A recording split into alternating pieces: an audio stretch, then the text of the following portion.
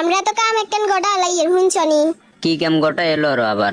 System করি মাজ্জা ভাইয়ের আর বাবিরে বাইতুন বার করে দিয়ের। বাইর করে দিবের কারণ? বাবুরে এত কিছু জিজ্ঞেইয়ের না, এটা মার সিদ্ধান্ত।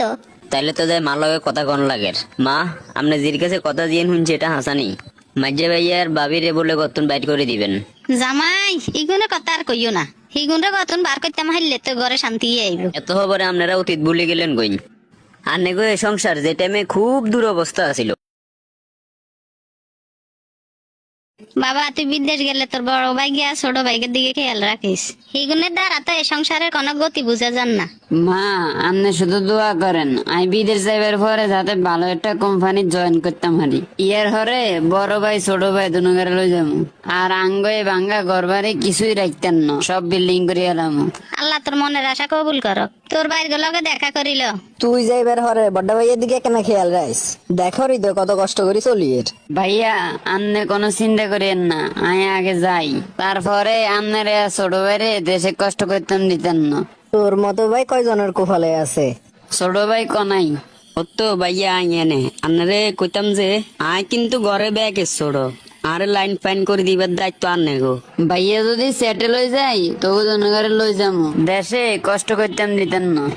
আব্বারে দেখেন না যে আব্বা কই? উত্তর বাবা আইনে আব্বা আপনি চিন্তা করেন কিয়া? চিন্তা করি রাঙ্গ যে অভাব অনটন দেখিয়ে তোর উসুল্লা যদি কত পরিবর্তন হয় আরই। আপনাকে কাম হয়েছে ঠিক মতো খাইবেন, নামাজ কালাম হইবেন, আঙ্গুলাই দোয়া করবেন। তোগল্লাই ছাড়া আর কালাই দোয়া করুম। মা, আঙ্গ কোম্পানির বালা কোনো বিষয় হাইলে দোনো বাইরে লই আমো।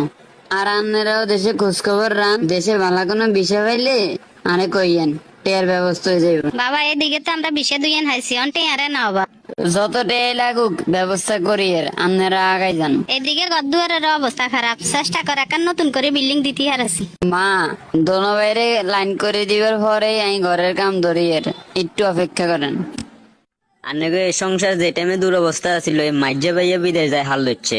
বাইদ নগারে বিদেশ নয়নের ব্যবস্থা করছে। যে ব্যক্তি ঘরের মানুষ গুণেরে সুখে রাখার লাই বিদেশ গেছে, আজ হে মানুষ গারে ঘরের তুন বাইর করার লাই আপনারা উঠে পড়ে লাগছেন।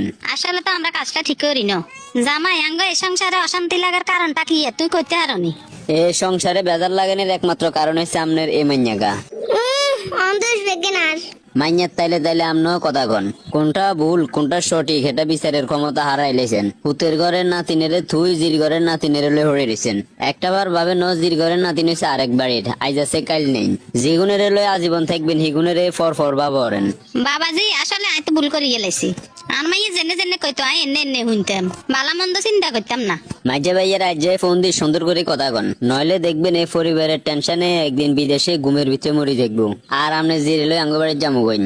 ইয়া যতদিন এ বাড়িতে থাকবো ততদিন বাইর বর্গো দোষ ধরবো, নিজের দোষ জ্ঞান চোখে দেখতো না। ও মা, বাপের বাইতুন চলে গেলে আমি রাজত্ব করনে থাকবো। কি ন করলাম এই সংসারের লাই, আর আজ আমি সবার শত্রু হয়ে গেলাম।